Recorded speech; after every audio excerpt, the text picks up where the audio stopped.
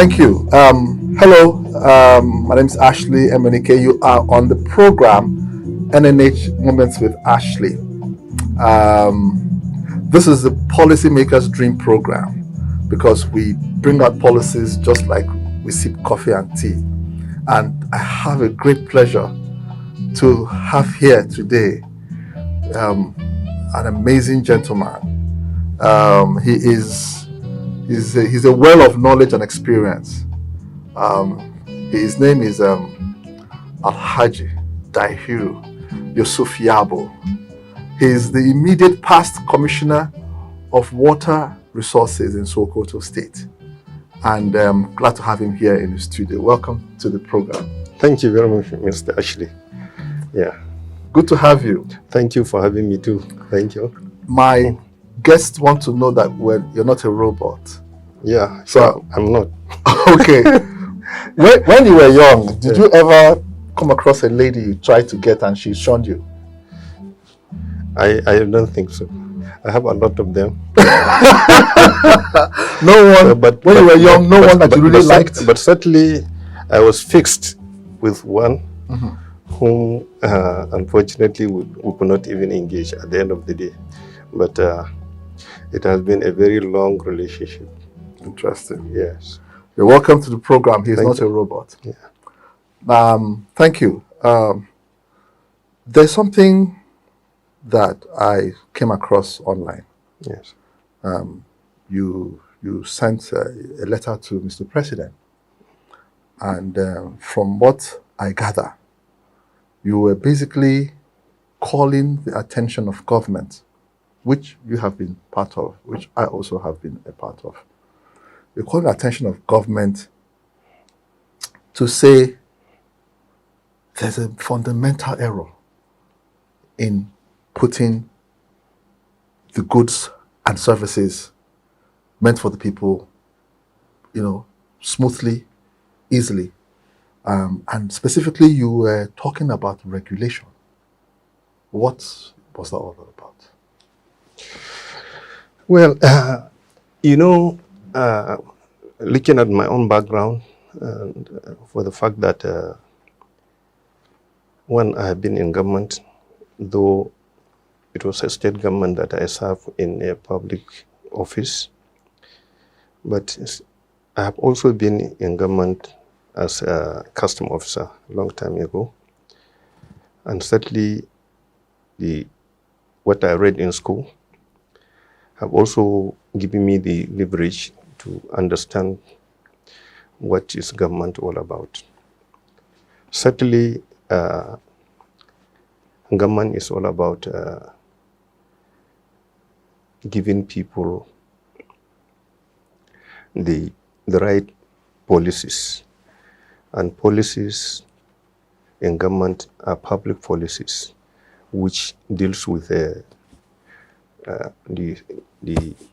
government programs in terms of providing the general services, and also like putting the infrastructure in place, and also the laws governing those organizations and agencies that are meant to provide the services to the public. So, and in every situation, like the situation we're in today, where there is change of government, you find that those privileged to be in office, either through electoral process or by appointment, comes up with a lot of policies aimed at trying to bring in a better administration or a good government. And usually it has become a tradition that any new administration will try to outshine their predecessors, or even trying to share blames on the previous administration. And at the end of the day, you find them revolving within the same cycle, as against coming up with good policies, good ideas that will rejuvenate the entire system, the economy in particular, and even the administrative structures. So, and in our own case in Nigeria today, it's not as if we don't have the right policies in place, we don't have the right structures or organizations in place. But usually our problem is we don't really, try to work on those policies. In fact, generally, I can say implementation is our major problem. We always formulate good policies. We even put the structures in place. We even put whatever is required. But when it comes to the implementation, that's where we always have problems. And the reason why we are having problems on the implementation of such brilliant and good policies is right from head sourcing. The people that have been appointed or even elected to a certain positions, they do not come in by merit or by competence, but due to the fact that what is happening in this country, right from the inception, the recruitment process, either it is an elective position or it is just normal civil service appointment. We are not really doing what is right in order to get the right people in the right place. Okay, but how can that, because we are in a political environment. Yeah. We're on a democracy. Yes. And we have the civil service. These are the career civil servants. Yeah. Then we have the public service. Yeah. And whether we like it or not, government, most of government, if not all, are actually run by political appointees. Yeah. So a president would be caught between servicing loyalties and actual, coming up with programs, like you said, that will not be looking and blaming shares, but to see how we can move the nation to the next level. At what stage will that tough decision be taken by Mr. President, or those who are going to be appointing people to say, for example, I know they cannot appoint an engineer to become Minister of Health. Okay? You see, Mr. Ashley, our major problem is the fact that we are lacking in the system orientation. It is our own system that is already faulty. And no matter what you try to do, as long as you are not able to correct those systems, you will never get it right. Systems is the means upon which you operate. Example, no matter how strong, how powerful, how big you are, when you are riding a bicycle, somebody, a small kid, riding a vehicle, automobile vehicle or motorcycle machine will certainly overtake you, because you can't operate beyond the capacity of the system that you operate. So in our case in Nigeria today, we are lacking in this operational, our system operation is not working well. And that's why I wrote that letter to Mr. President, drawing their attention on the need to look at some of the weak system, and particularly looking at the areas where we should be more proactive than reactive. Give me an example of a weak system. Yes, I can give you an example with the fact that now, immediate on the day of inauguration of Mr. President, there was this announcement of removal of fuel subsidy, yes, which has been there over time. Yes. Which we also know from our budget that by June, end of June, there is not going to be subsidy because there is no provision in the appropriation bill. Beyond that, so which is automatical removal of the subsidy, because subsidy is all about that money being put into appropriation bill to be given to cover off the difference between what is in the market and what is being given as a price subsidy, which the government now come into, to bridge that gap. Yeah. So since it has been removed, it is bound on the incoming president to either change that which is also a long process, or to accept it like that, which he did.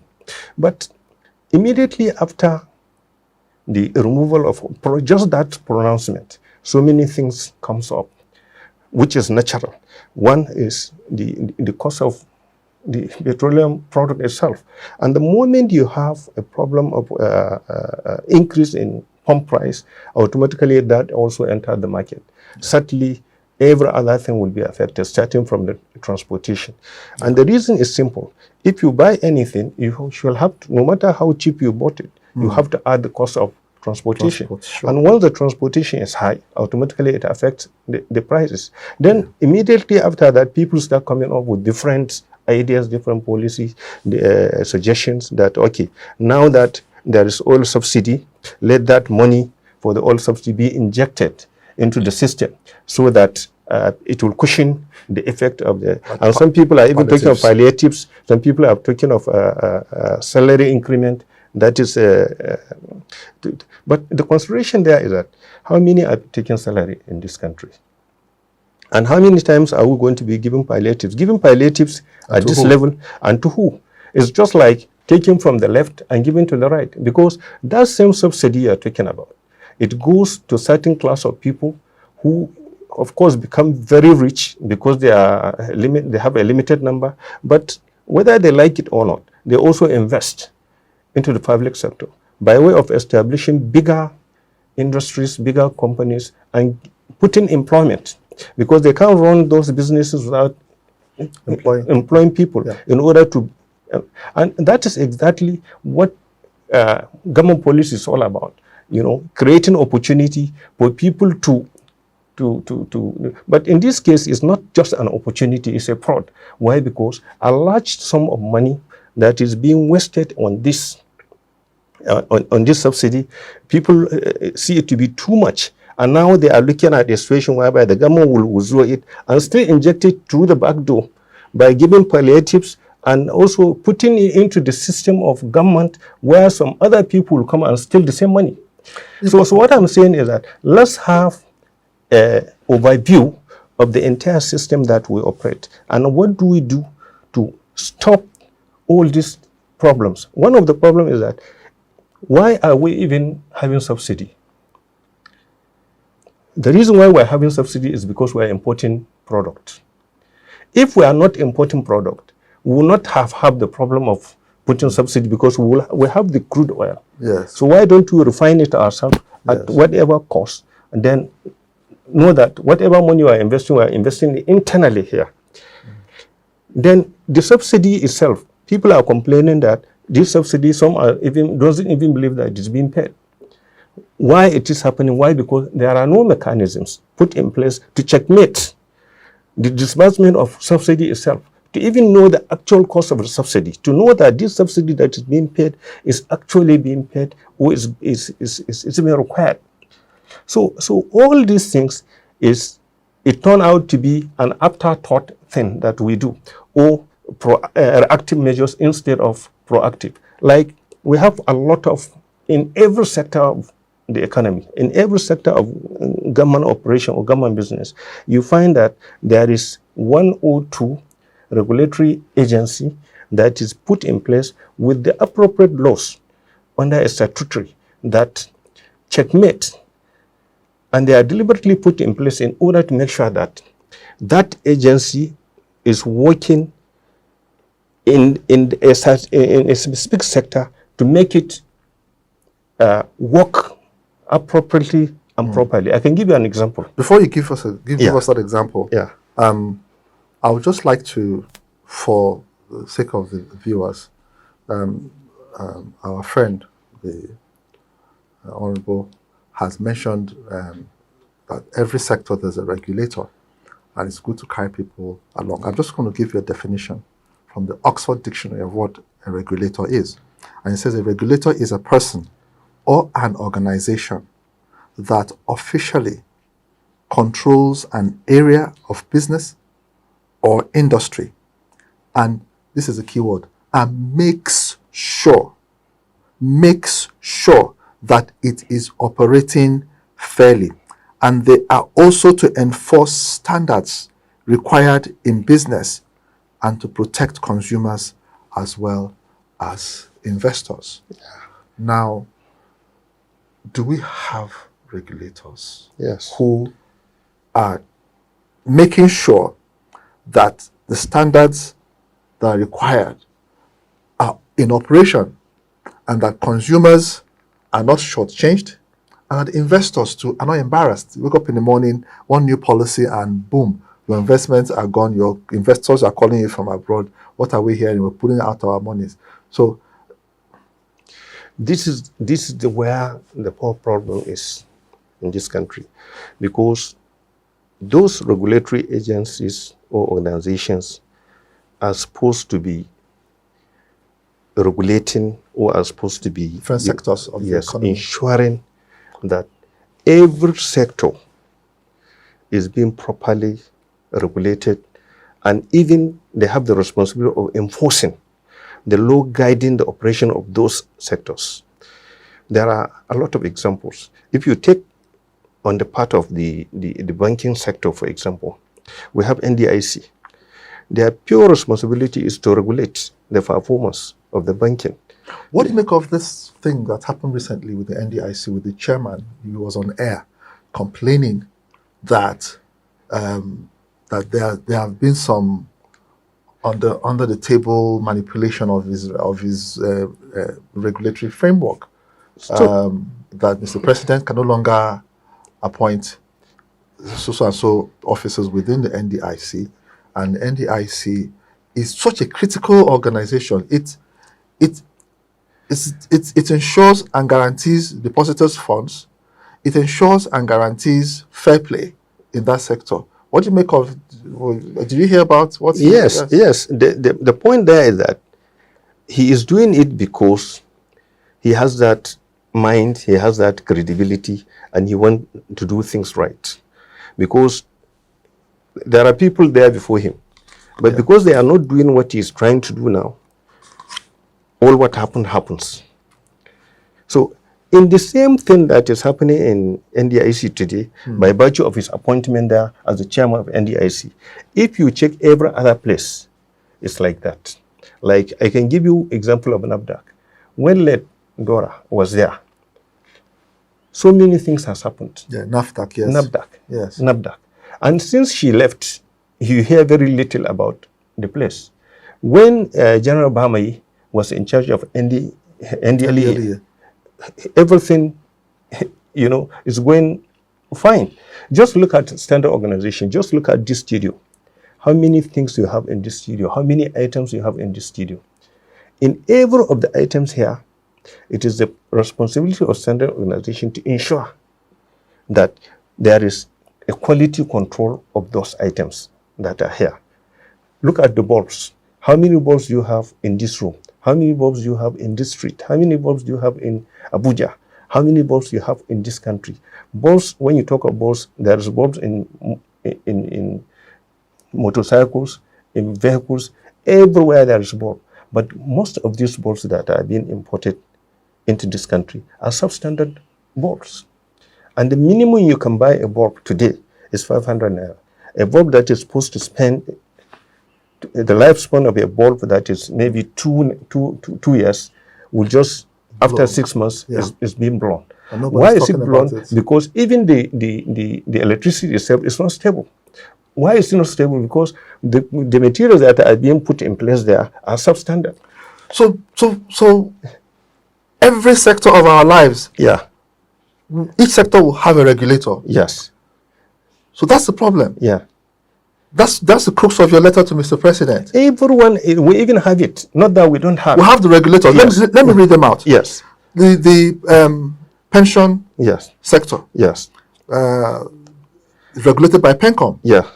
We also especially to ensure that the people are paying their pension regularly and it's being safe and it's being used for their own purpose. Exactly. Yes. But how many pensioners are dying without even seeing the light of day of their money? Yes.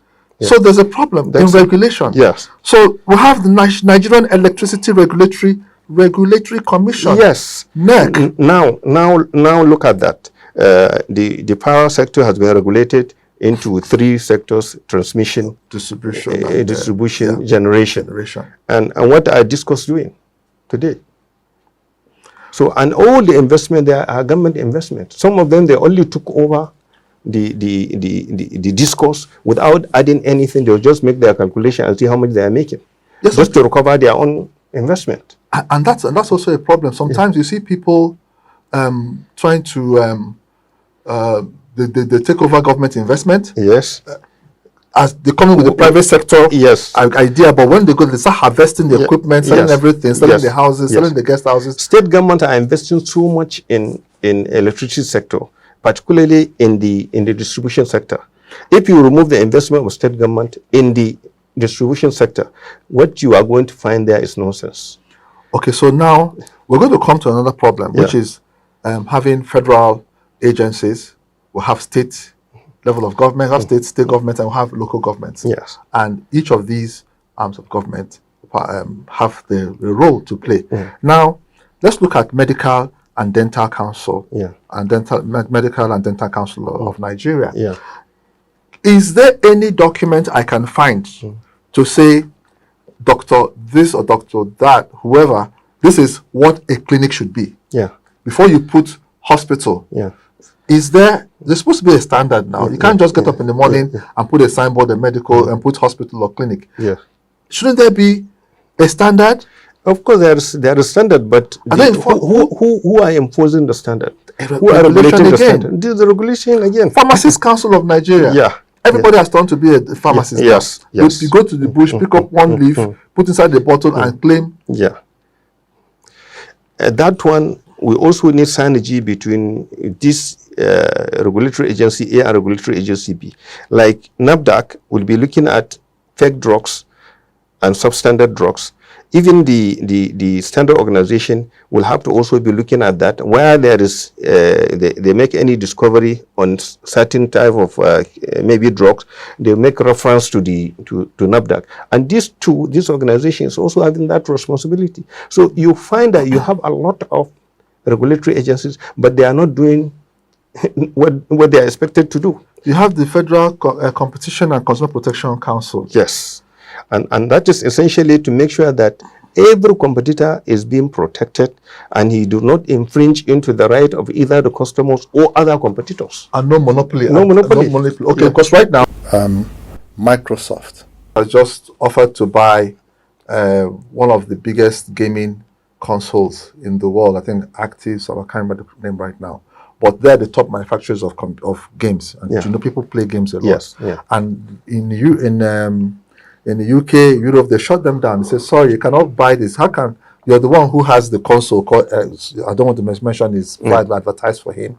You have the console, now you want to buy the games. So nobody else will sell games. So they said, and that's competition, antitrust. And it's working well in the UK. But I've not heard anybody do anything like that in Nigeria. Why? Because not because we don't have the agency or we don't have the laws in place, but those that are sent to work in those places are doing something else. Because we're seeing companies having holding companies, and you can see somebody probably owns the whole hotels in Nigeria. Next, he might end up owning the whole airlines, and you'll be compelled to use his airline. So I've not seen any evidence of antitrust activity by this agency. Okay, we're also looking at Nigerian Civil Aviation Authority. You travel a lot you know our standard in terms of the functions of our airlines, even the staff themselves, how they conduct themselves at the airport. How could that happen, this Nigeria Air thing? I mean, everybody's asking. How could somebody? I have seen the former minister was trying to explain that it's just a matter of time, that one is just to show intention to perform. They have not finished regulating Then the question is, why are they introducing that aircraft for all the time he has been there as a minister of aviation for 8 years? And I hear the chairman of that country airline has resigned. Yeah. Because to him, it's an unbearable scandal. Yeah, because in his own country, they don't accommodate such kind of biases. Security and Exchange Commission. Okay. So, It's a problem. You're looking at commodities. yes. We have a lot of what do you call it? Free trade zone. Yes. Yes, free trade zones and also what do you call this thing, which is intended deliberately to help in facilitating the exchange of goods and services. But the problem is there is no control of even the standard, and that's why our products cannot even compete favorably with imported products. And there is no laws in place, or there is laws in place, but they are not enforced in order to protect. What about shareholders? People who have bought shares under the Security and Exchange Commission overview, Yes. and they don't hear anything. Yeah. Even the big companies that are touting, success and making billions, but the shareholders, the dividends are not just coming. For 3, 4, 5 years, they will not tell you they make one kobo per share. Is that not under the SEC as well? You see, this is a chain of problems. Why? Because certain things cannot work when the other component cannot work. Like when you are talking of commodity, for example, there's no how you succeed in either manufacturing or producing anything when you don't have stable electricity, when the inflation is not controlled, when your exchange rate is unstable. So no matter what you try to do at that end, the other end that is supposed to be supporting towards your success is already in a mess. Yeah. Okay, so look, they have National Environmental Standards and Regulations Enforcement Agency, Nigeria. Yes. The environmental, I think Mr. President should declare a state of emergency in our environment, and that I think is a very responsible thing to do. Not just environmental hazards brought about by the years of what I would like call it oil and gas activities, reckless oil and gas activities. I'm also looking at urban environmental issues where you have states who are grappling with just managing household domestic waste. You see all these simple domestic waste they cannot collect and take care of. You see, environmental issues is more capital intensive, and our economy is not any more strong enough to sustain some of these issues. Go to even Abuja here. But they tax us. They stop you. They tell you don't have a dustbin in your car. They're collecting the revenue. They're collecting the money for environments. They go to your houses and tell you they don't play with it. But how come Nigeria is still not even thinking about it? All revolves around plastics. This issue of fuel regulating system. Yes. All these agencies, you are just confirming the number of agencies that we have in almost every sector. But you find that those sectors are not performing well. Why are they not performing? Because those that are assigned with the responsibility and requisite laws are not really doing their job. Okay, I'm going to give you another one. Yeah. Central Bank of Nigeria. Central Bank of Nigeria is supposed to regulate the banking sector. Have they regulated themselves? There's a problem. This is a problem. And for consumers, Alhaji, for consumers, there's some people are crying foul. You're also a criminologist. Yeah. You have a master's in criminology. Yeah. I think there may be issues of crime in America. Somebody has come up with they've come up with a body called the Financial Consumers Protection Bureau. in just a few months, they were able to recover $16 billion. The same agency that we have here can do the same thing. We also is an that body has an ombudsman status. So if they go to Public Complaints Commission, you have the code of conduct. You have so many regulatory bodies, so many law enforcement agencies, so many anti-corruption agencies, all trying to let me just give you one simple example. Yeah. Can you quantify how much money people are losing in our ATM machines for every transaction you did? How much is being deducted from you? Unregulated, it's almost so ad hoc. Yes. You can get up in the morning and you will see this wireless banking. The moment you transact, how much is being deducted from your account, and where do you go and complain? Is it because they remove 100 naira for you, you go and get a lawyer of 5 million naira to go and get your 100 naira? So these are the advantages that they're taking. If you take NCC, that is supposed to be regulating these telecoms, what are they doing? How much money are Nigerians losing? We have nothing less than 60 million subscribers. Every day, how much are you losing for every credit you bought? That money, because it's being small to the individuals, people think that it's small money. If you calculate 100 naira per subscriber times 60 million, that is how much, and that is not just a one-day issue for there. As of 2022, 197.4 million active lines exist in Nigeria. Okay. Active. Yes. 197.4 million. Okay. I'm just trying to be modest. Not That's why I say phones. 60. Yeah. And these bodies are declaring billions of naira profit. No problem. They're here to make money. Yeah. They're capital. They're business people. Yeah. So they're here to make money. Yeah.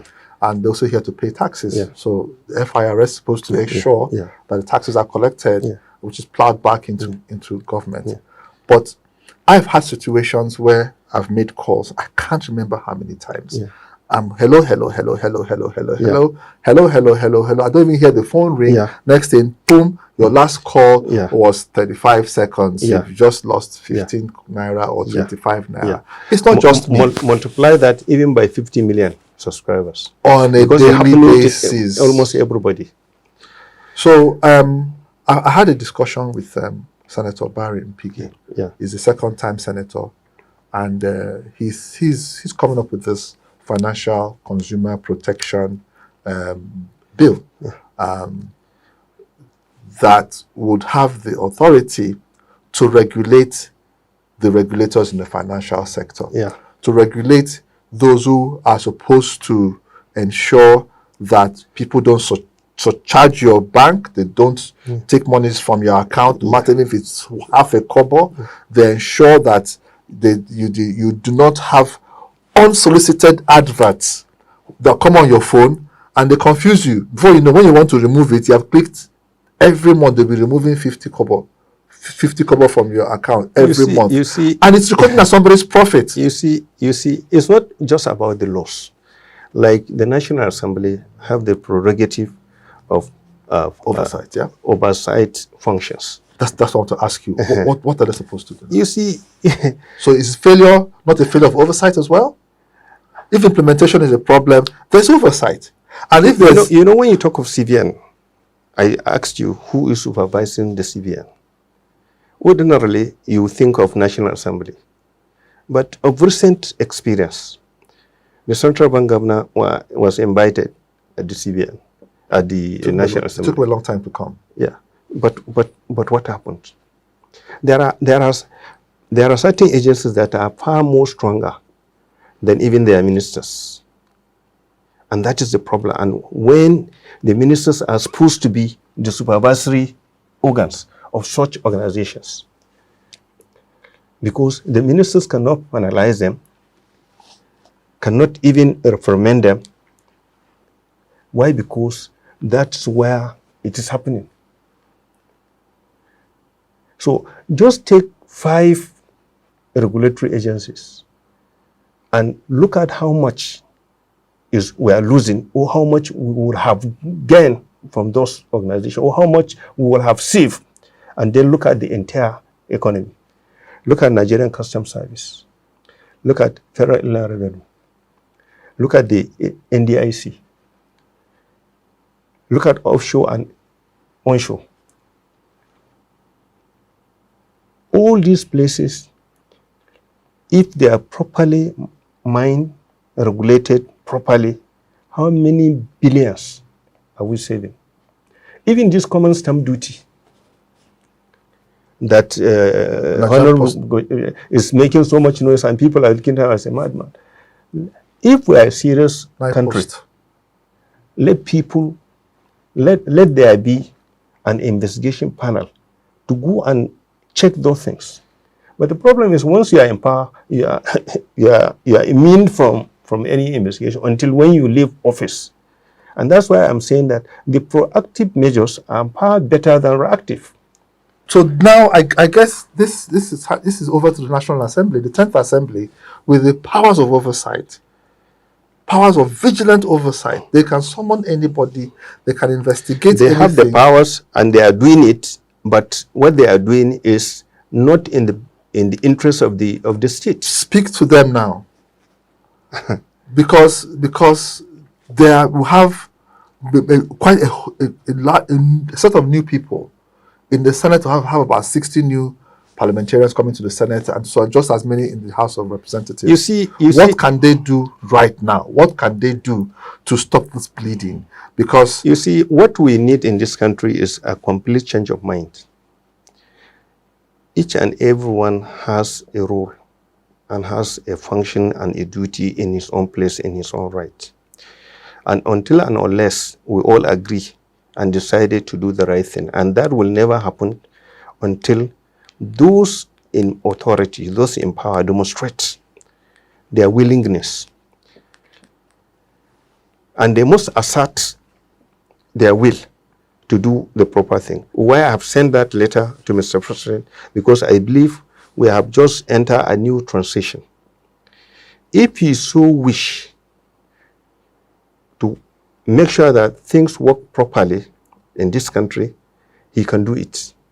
But within the first 1 year, if he has not demonstrated and he has not shown the political will to act properly, then forget it.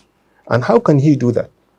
Is to make sure that anywhere he found wanting, he should just remove everybody there and make sure that he has a very strong head sourcing.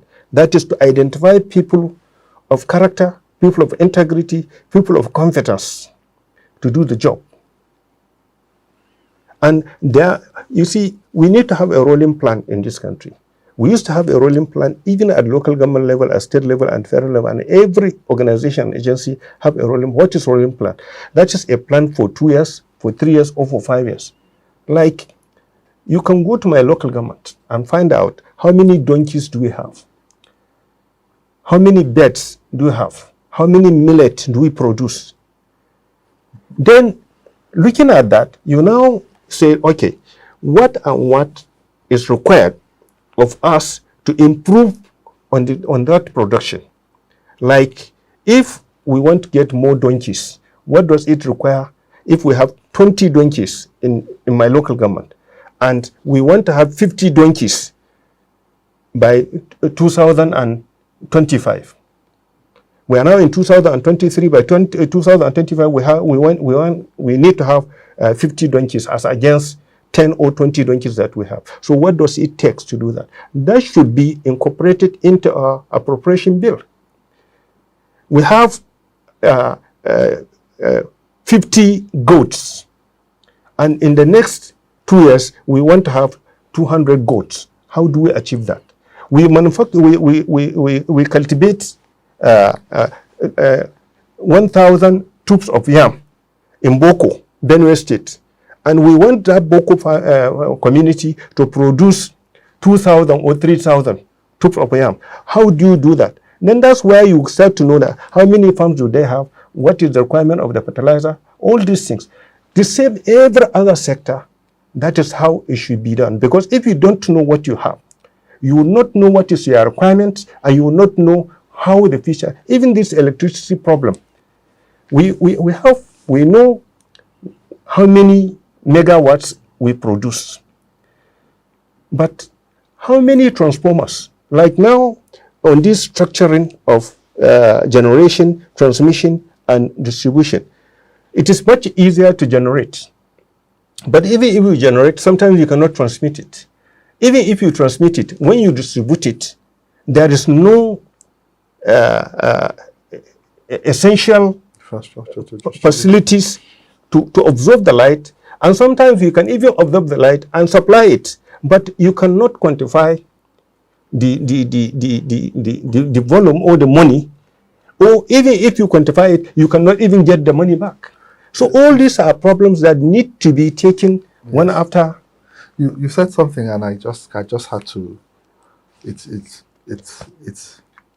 almost broke my heart. You know, we say we're 200 million people. Yeah.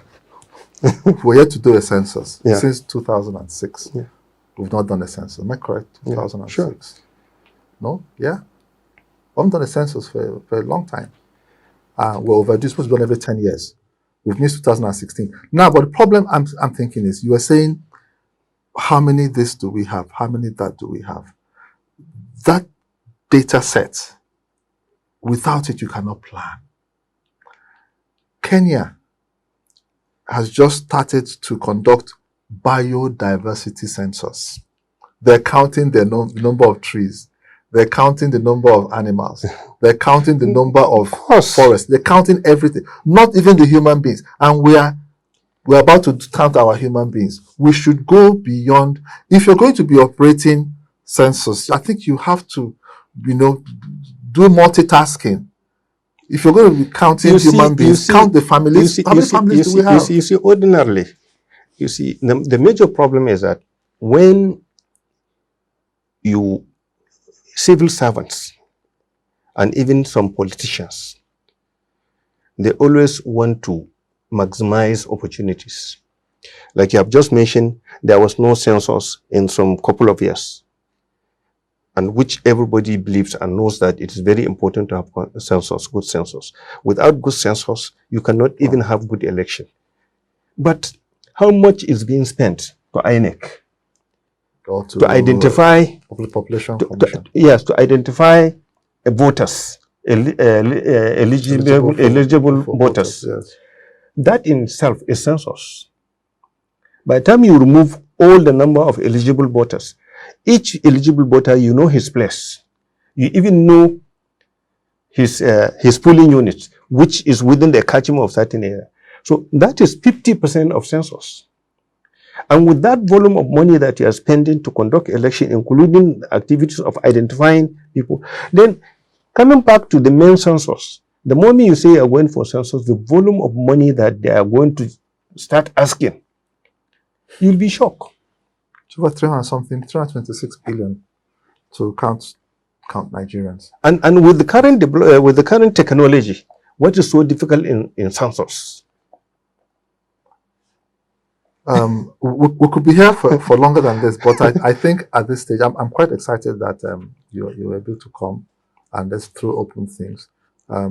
This conversation can easily continue in terms of, I looked at Mr. President's 8-point agenda, and I didn't see the fight against corruption. And a friend of mine said there's no need to put it because it's already assumed that he's going to fight corruption. And that's what we all hope for. We need to reduce in fact, what our guest has said today is once the regulators are doing their job, I don't think corruption will rear its head. Of course. How would you putting in place these regulatory organs, regulatory bodies, doing their work across all the sectors, across all the sectors, every health, sector, then you finance. find that the anti-graft agencies may not have any job to do. Even if they have, it's going to be very minimal. Yes. Why? Because these regulatory agencies are some of them are even law enforcement agents. No, they're supposed to enforce. Yeah, they enforce the laws. You understand? So, and it's until and unless there is a gap where a sector can go and do what they like because they don't have the right policies, they don't have the right regulations, they are not even observing the. That's when but where everybody is doing the proper thing, and because there is somebody looking after him, then you find that the ICPC, the EFCC, and Code of Conduct will have minimal. And even if they have, they will have it will be very easy for them to identify where the problem is and prosecute when it comes to prosecution. But even the judiciary itself, they have their own regulatory agency that is put NJC. But how can you put NJC to be headed by the same chief judges, the same judges? The chief judge, investigates himself. He investigating himself, sitting in his own court, which means he is only there to finalize or to make a case against the lower cadre, when he is the person at the helm of the affairs. So now we have identified all these problems. Then what is the way forward? Yes. Like I have said earlier, Mr. President, more than any other person, needs to look at this thing very holistically. One, all these agencies should have to be coordinated. That coordination, regulatory agencies. Yeah, the regulatory agencies have to be coordinated. Like now, you have IGP, that is the Inspector General of Police. But you also have the National Security Advisor, and you have Minister of Police Affairs. So if you look at this, you now ask, the IGP is reporting to who? Is he reporting to NSA or Minister of Police Affairs? Or to Mr. President directly? Yes. When you say NSA is an advisor to the president. So whatever he does is like he's doing it for the president, on behalf of the president.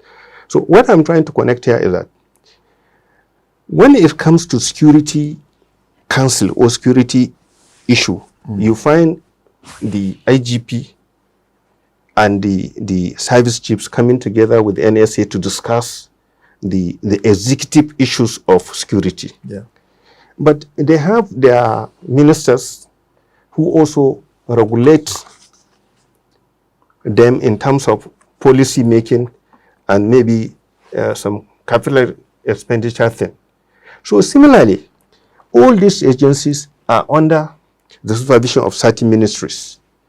But that does not mean that these ministers report to the president. However, let there be a body that will be coordinating them, monitoring them, supervising them, and ensuring that their evaluation is standard and in sequence, so that wherever any one of them is found wanting, then that body or that sanctioned, can sanction them, and that will also help to give them a sort of a roadmap, a sort of a target that they are expected to achieve, which is in line with the general policy of government. Excellent. Do you understand what I'm saying? Excellent. So there's and so there also be synergy. That's the problem. Yes, because sometimes you can find a lot of duplication. Not just duplication. There's a deliberate attempt not to cooperate. Yes. Deliberate. I mean, in the 4 years I spent advising Senator Suleiman Abdul Kwari, Chairman Senate Committee on Anti-Corruption and Financial Crimes, it an interagency, interministerial, whatever it was that was they do not readily, allow each other to plug into each other's database. It doesn't happen. So when somebody is a tax deviant institution, there's no record where EFCC can say this, we've seen that you've been avoiding your tax over the last 3 years. We also saw this. There's no interagency cooperation, which is what you just said is absolutely correct. So there's a need for Mr. President to look, if you want Nigeria to work, get the regulators, sit them in a room, and look them in the eyes and say, look, you have to come and do the right thing. By the way, your work and this person's work at the same time merging you. In view of saving costs, cost of government is too high. Orasanya's report. So we might end up on not having to have so many regulators. And then this is where I'm going to ask you. So is there a need to have a regulator overseeing the regulators? You see, looking at and at what level? Looking at our population, looking at our economic potentials, most of these agencies, regulatory agencies, most of them, they are deliberately created for a reason. But why they are what they are today is because they are not doing the job that they are supposed to do. I can give you an example. Most of the enforcement agencies are created out of the police. Like NDLE is a police work. Custom is a police work. You understand? So everybody's there. Everybody is there. But corruption, road safety, they're all there. They're all there. And you can't tell me that custom job should be merged. Like is it the new economic advisor that is coming to say that customs, federal inland revenue, and which agency he said that they should be merged? I'm shocked because they don't have bearings. And there is no way you can merge these two. But there is where you can identify a bigger problem. Like federal inland revenue collect duty, VAT on import and exports. But they don't have anybody there in the port or at the point of exit to collect duty. So now it is a purely responsibility of the customs to collect the VAT on behalf of FIRS, which save the issue of cost and maintenance and whatever. But this assignment is not a primary responsibility of customs. Their own primary responsibility is duty. So they can easily compromise. And not only compromise, there is also a situation where somebody, an importer or an exporter, can come with a fake documents indicating that he is either having a rebate or he's having a waiver. You understand? And because customs doesn't have a specialty in training and to identify those documents, So and sometimes, like custom jobs is also a discretionary job like any other enforcement work. Instead of, compromising the duty, you can compromise the VAT. So, and that's why there is a need for that synergy.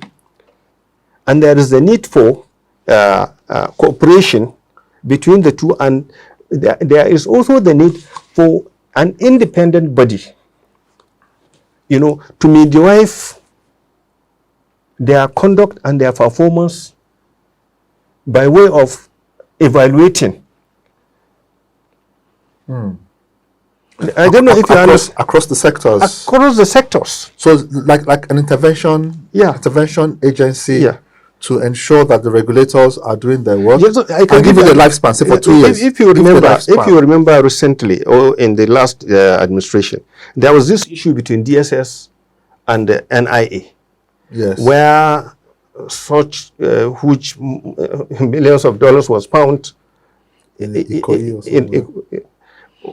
just ask yourself, what is bringing that problem? Now, the chairman EFCC has just been suspended or sacked, and he's being investigated by DSS. You understand? And don't forget, the DSS director was also removed during the last administration, and who was investigating him. So you can see the connection between all these agencies put together. But who is at the center? Ordinarily, the National Assembly. But even at the National Assembly, you have different committees. So every committee is focused on the sector that is overseen. And just like Nigerian factor, they always you find them putting you see, loyalty. Not loyalty. Loyalty comes in play. Yeah, instead of making sure that they use the oversight power to ensure compliance, they will just be watching until somebody comes to tell them that something is happening before they will just start calling for public hearing. Okay, so we, it's been nice having you on this program, Alhaji Dahiru Yusuf Yabo. Yabo is not just a name; it's also a beautiful place in Sokoto State. I'm supposed to be turbaned very soon. But do I have to marry a wife before I get a turban? What are my requirements? what do I have to do to get a turban? I need to wear that. I need to get on a horse. I think you have to find a way of talking to the chiefs around I'm talking to you. The emir, because of the language barrier. So I think their first requirement is to go and learn Hausa properly.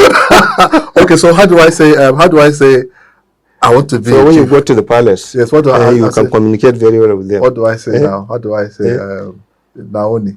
Naoni. Welcome. Good to have you here. Thank you. We like I said, the NNH Moments with Ashley is a policy lovers. All lovers of policy love this program. There's a need for the judiciary. For Mr. President has to call the Chief Judge, has to call the Speaker and the Senate President. Look, this is what we need to. He can't do it alone. He needs to have the cooperation so that their targets. He has just inaugurated the 10th Assembly. Not the 10th Assembly, Economic Council. Yes. Economic Council. Yes. But there have always been an Economic Council. We are not saying that they have not been doing well. But you see, there are certain caliber of people who are too overwhelmed by their responsibility. Yes. That they cannot, easily work in certain assignment again to bring the requisite results. Yeah. No, we're done now. So thank you.